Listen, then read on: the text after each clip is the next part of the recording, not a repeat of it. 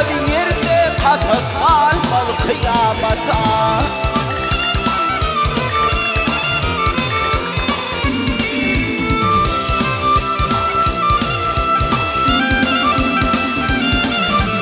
Kulüp olma bilmenligin, yoktur deyme vardır kemin. Ey dağ yar yanım kol kodemin, meteştin beni himayata.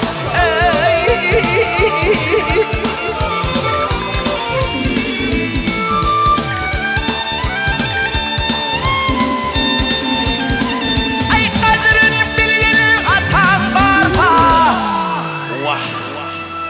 gizlemeyin hatan barka.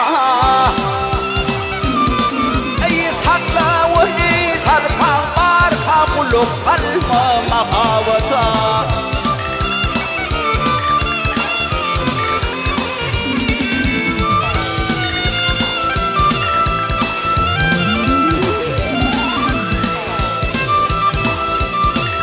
Ey hero vada duşur tiltek, herille bar bir tentek.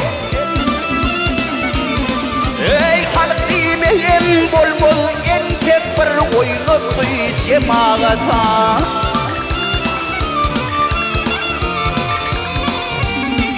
Ey müdürüne çıkma karşı, düştü bir ömrüm başı. Ey amanattır himmet başı, hiç var mı adalata?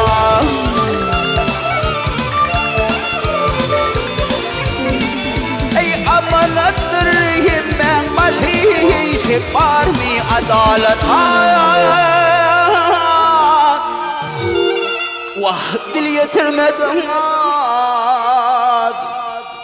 keramata.